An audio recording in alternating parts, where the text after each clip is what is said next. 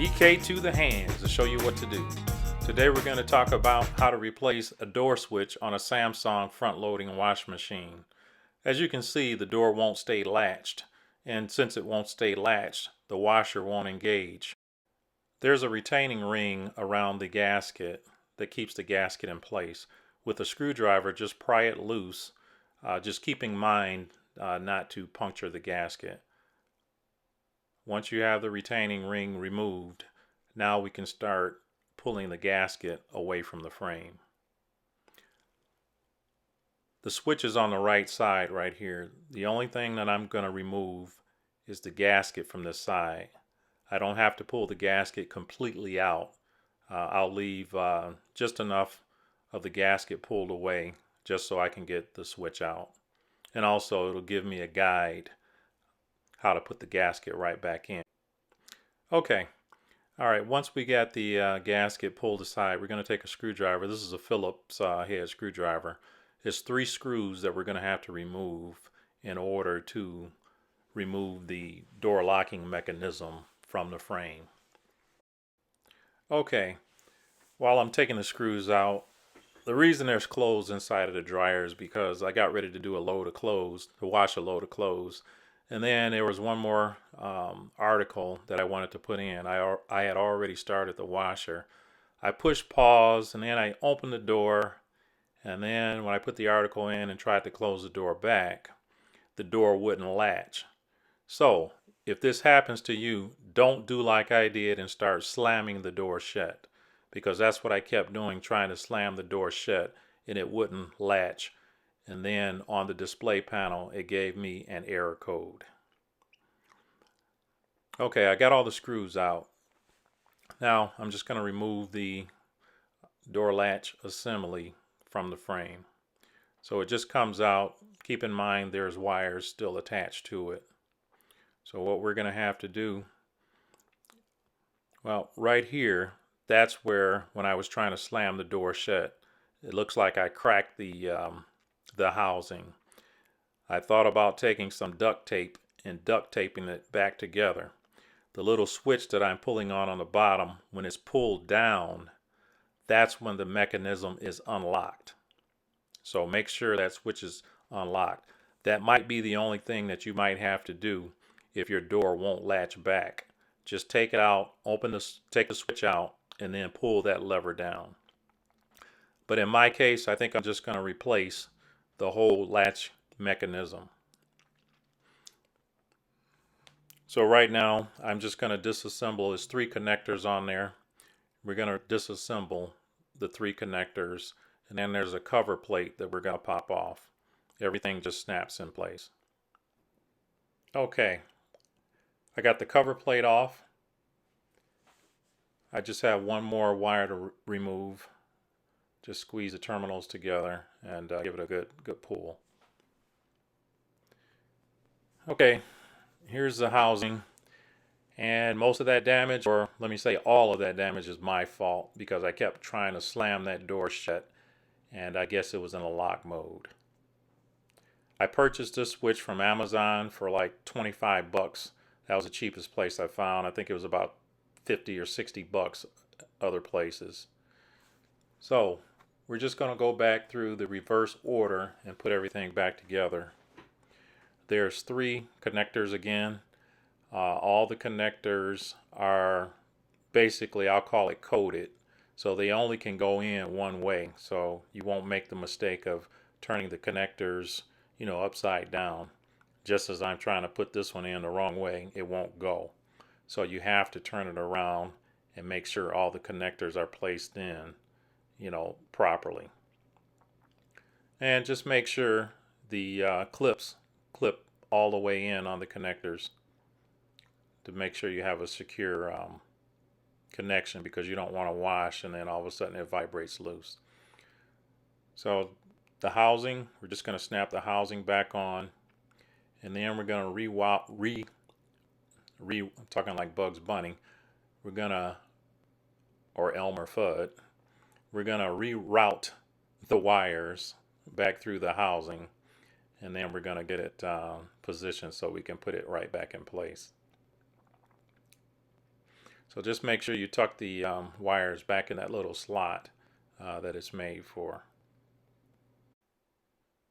Okay, once you get all the wires tucked in and out of the way in the proper slot that it goes in, we're going to take the unit and place it back inside, making sure that that switch, the round black part with the eye in it, is pulled down in the unlock position. Now we're just going to work that back inside so we can mount it back up.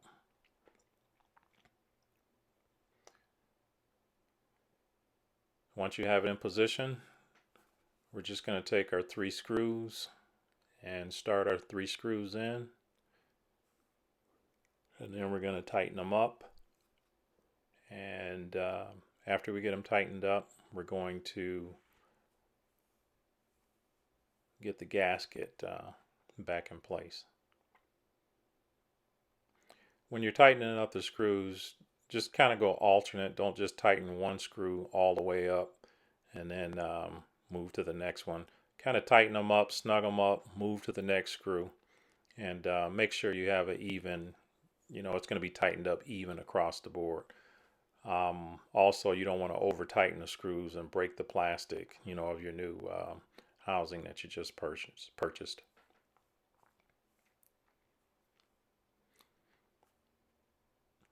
So as you can see, I'm just going back and forth between the screws. Okay, once you got it done, since I didn't pull the gasket all the way out, you just kind of follow along on where it was and start tucking the gasket right back in place on the edge of the housing of the washing machine. So you just want to make sure you got that tucked in properly because you don't want to develop any leaks or anything like that. So check and then double check your work.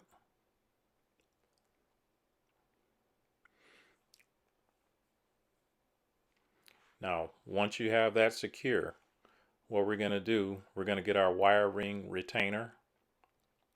The spring part, I'm going to try to put the spring part back where it was.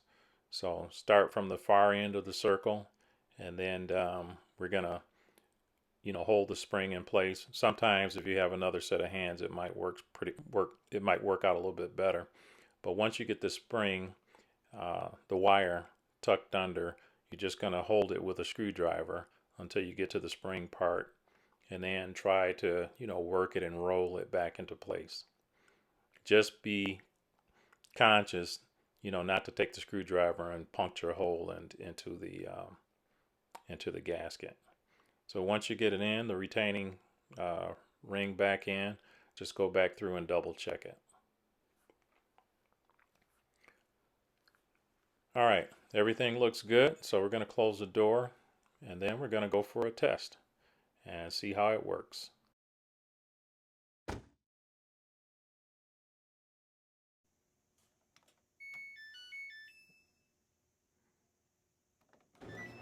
It looks good. EK to the hands to show you what to do. Thanks for watching.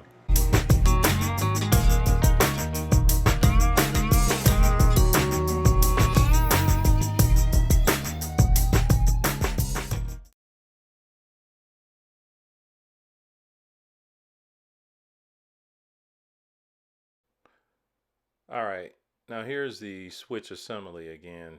I'm going to take it apart. Again, that's the lever in the pull down position that makes it unlocked. Now, if you look at the assembly, there's several little clips along the side of it. These clips are very delicate, so keep in mind if you do want to take it apart to make an adjustment or put something back in place or even replace the solenoid, you're going to have to be careful with the clips because if you bend them, they'll snap off. They can break very easily. And also it's a little difficult once you get one unclipped and then the other one wants to come apart. As you can see on the page, on the mat, that there's 2 clips already broken. Now this is what's on the inside of it, and the contact points, when you pull the lever, the contact points will open up and close. That's how the door lock assembly works. As soon as that coil at the top with those 2 white bands get energized, the the lever will switch down, open and close, when it's time for the door to either lock or close. But that's pretty much only, it's really not too many serviceable items on the inside of it. But if something, let's say something moved and got out of place, you may have to open it up. But again, be very careful because I broke off 2 tabs trying to open the thing up. And once you pull one tab apart, the other one seems to try to lock back in place. So you might need another pair of hands or maybe something to stick in there to keep those tabs closed down. It may have worked if I found something, or maybe I have some glue that maybe I could have glued it together, strapped it down and taped it down and glue it together. But it was a lot easier just to buy another one. So I would recommend just purchasing another one. Again, I got this one off of Amazon for $25. And it's hard to keep it closed because it's spring loaded. Once you press it down, in my case where I cracked it, once I pressed it down, as you can see, some of the clips also were kind of split in half. Some broke completely off. So this is what's inside if you decided to, tackle it. That's all there is to it. If you like this video, give me a thumbs up. Also, please subscribe. EK to the hands to show you what to do. Thanks for watching.